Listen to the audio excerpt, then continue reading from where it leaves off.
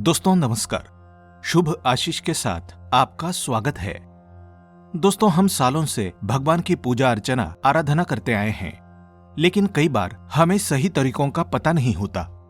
हम कुछ चीजें जैसे हमें ठीक लगती है वैसे या गलत तरीके से करते जाते हैं, जिससे हमें उस उपासना का फल पूर्ण रूप से नहीं मिल पाता है। छोटी छोटी बातें होती है, लेकिन उनको नजरअंदाज करने से उस कार्य का अच्छा फल मिलना तो दूर, उल्टा कई बार दोष लग जाता है। सही चीजें जानने में केवल 10 से 15 मिनट तक का समय लग सकता है।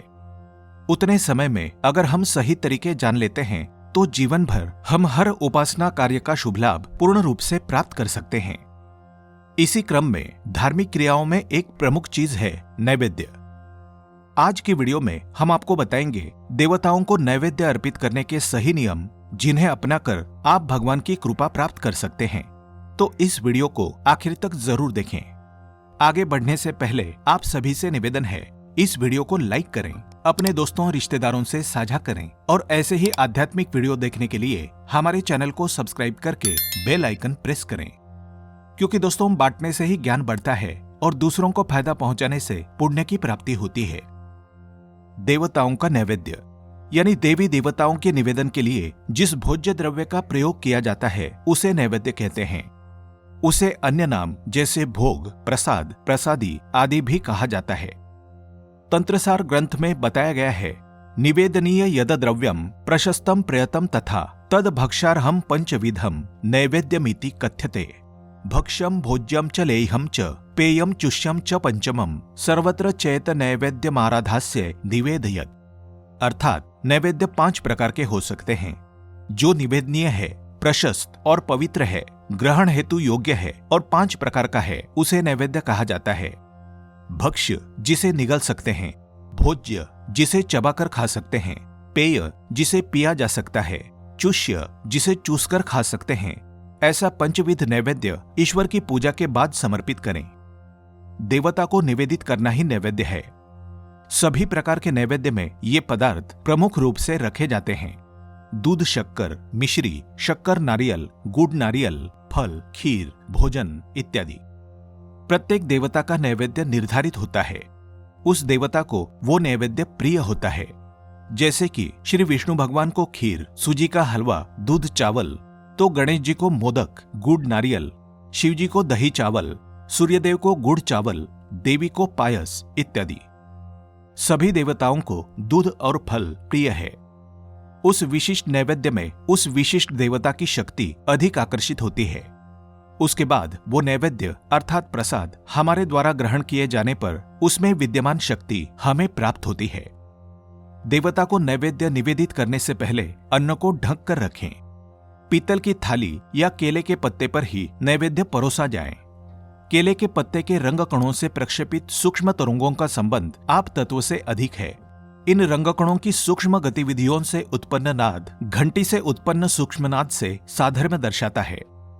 ब्रह्मांड के आकाश तत्व से संबंधित आवश्यक विशिष्ट उच्च देवताओं की तत्व तरंगे सूक्ष्म नाद के कारण केले के पत्ते की ओर शीघ्र आकर्षित होती है। केले के पत्ते में विद्यमान आप तत्व से संबंधित रंगकण उच्च देवता के तत्व को प्रवाहित करते हैं एवं पत्ते पर परोसे नैवेद्य में देवता के उच्च तत्वों को संक्रमित करते हैं। इस प्रकार चढ़ाए गए नैवेद्य को ग्रहण करने से जीव के प्राणदेह की तथा प्राणमय कोश की शुद्धि एक साथ होती है। इसके साथ ही सोना, चांदी, तांबा, कमलपत्र और यज्ञीय काष्ठ इत्यादि में भी रखकर आप नैवेद्य समर्पित कर सकते हैं। नैवेद्य हेतु तैयार की गई थाली में कभी भी नमक ना परोसें।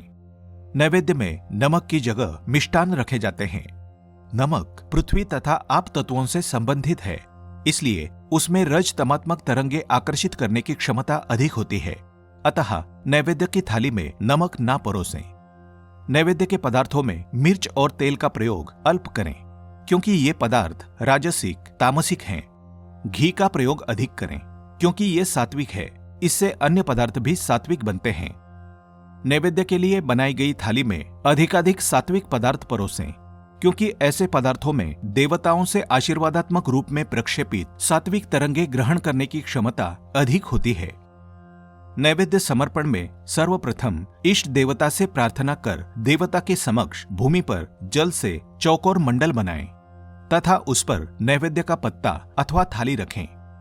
नैवेद्य के पत्ते का पिछला भाग यानी डंठल देवता की ओर एवं अग्रभाग अपनी ओर रखें। उस पर तुलसी पत्र रखकर ही नैवेद्य अर्पण करें। तुलसी पत्र रखने से हमारा इस पर से अधिकार समाप्त हुआ है और ये सब आपका ही है, ऐसा भाव उत्पन्न होता है। तुलसी वायुमंडल में विद्यमान सात्विकता को खींचने में तथा उसे प्रभावी रूप से जीव की ओर प्रक्षेपित करने में अग्रसर होती है। ब्रह्मांड में विद्यमान कृष्ण तत्व खींचने की क्षमता भी तुलसी में अधिक होती है। तुलसी दल से नैवेद्य दिखाने से सात्विक अन्न से प्रक्षेपित सूक्ष्म तरंगे तुलसी दल द्वारा ग्रहण की जाती है और सूक्ष्म तरंगों से युक्त तुलसी दल देवता को अर्पित करने से देवता का तत्व उन तरंगों को शीघ्र ग्रहण करता है। इस प्रकार हमारे द्वारा अर्पित अन्न तुलसी दल के माध्यम से देवता तक शीघ्र पहुंचता है तथा देवता को शीघ्र संतुष्ट करने में सहायक होता है। ध्यान रहे, शिवजी के नैवेद्य में तुलसी की जगह बेल और गणेश जी के नैवेद्य में दुर्वा रखी जाती है। नैवेद्य हमेशा भगवान के दाहिनी तरफ रखें। कुछ ग्रंथों में बताया गया है कि पक्व नैवेद्य देवता के बाईं तरफ तथा कच्चा दाहिनी तरफ रखना चाहिए। नैवेद्य समर्पण में थाली के सर्वों ओर घड़ी के कांटे की दिशा में एक ही बार जल का मंडल बनाएं। पुनः विपरीत दिशा में जल का मंडल ना बनाएं, क्योंकि इससे ब्रह्मांड में विद्यमान सुप्त तिर्यक तरंगे सक्रिय होती है।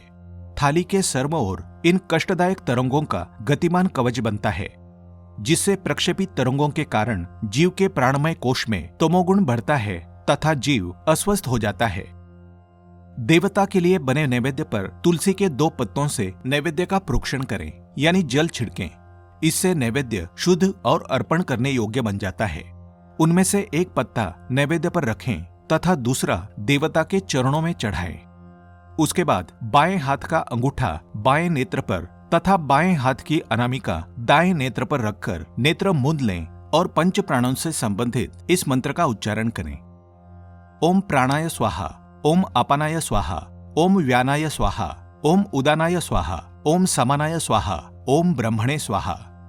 साथ ही नैवेद्य की सुगंध को दाएं हाथ की 5 उंगलियों के सिरों से देवता की ओर प्रवाहित करें।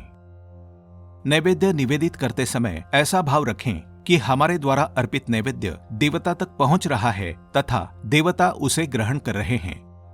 अपना बायां हाथ अपने हृदय के पास रखें, गर्दन झुका लें।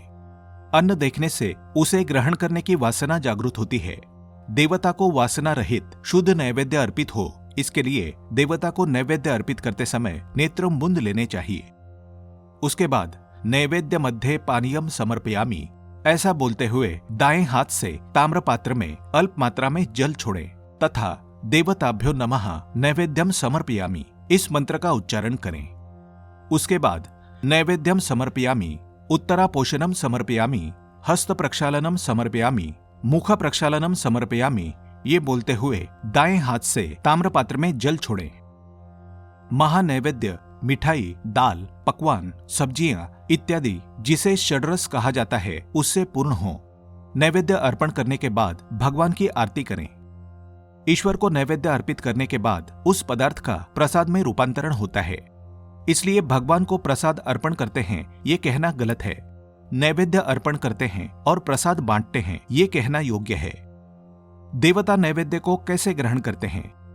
देवता प्रथम स्वयं में विद्यमान आकाश तत्व जागृत करते हैं, क्योंकि उससे अन्य तत्वों के जागृत होने में सहायता मिलती है। उसके बाद आवश्यकतानुसार वायु तथा तेज तत्व जागृत होते हैं। जागृत हुए इन तत्वों के माध्यम से देवता नैवेद्य ग्रहण कर पाते हैं। प्रतिमा के सामने नैवेद्य रखने पर देवता उसे वायु तत्व द्वारा ग्रहण करते हैं। यज्ञ हवन के समय अग्नि प्रज्वलित होने से देवता उनमें जागृत हुए तेज तत्व की सहायता से नैवेद्य ग्रहण करते हैं। देवताओं के सूक्ष्म स्पर्श से नैवेद्य का रूपांतरण प्रसाद में होता है। भगवान को नैवेद्य अर्पण करने के तुरंत बाद ना तो खुद ग्रहण करें, ना ही इसे तुरंत बांटें। कुछ देर तक उसे वहीं रहने दें। मक्खियां, चींटियां आदि से उसे बचाकर रखें। बाद में उसे सारे अन्न में मिला दें। परिणाम स्वरूप इस अन्न को ग्रहण करने वाले सभी लोगों को उसका लाभ होता है। भोजन के अंत में भोग का कुछ अंश गाय, कुत्ते और कौवे को दिया जाना चाहिए। अगर हम प्रत्यक्ष रूप से नैवेद्य अर्पण नहीं कर सकते तो मानस पूजा करके भी यथा योग्य नैवेद्य प्रभु को अर्पण कर सकते हैं। मानस पूजा में बड़ी शक्ति होती है, क्योंकि हम मानस पूजा करते वक्त ईश्वर से पूर्णतः एकरूप हो जाते हैं। यत्न से मानस पूजा साकार करनी होती है और मन को ही धीरे धीरे शांति रूप आकार आने लगता है। अपना जीवन इससे पवित्र बन जाता है, देह प्रभु का मंदिर बन जाता है तथा आत्मा परमेश्वर। आज की वीडियो में बस इतना ही। ऐसे ही और वीडियो देखने के लिए हमारे चैनल को सब्सक्राइब करके बेल आइकन प्रेस करें। धन्यवाद। शुभम भवतु।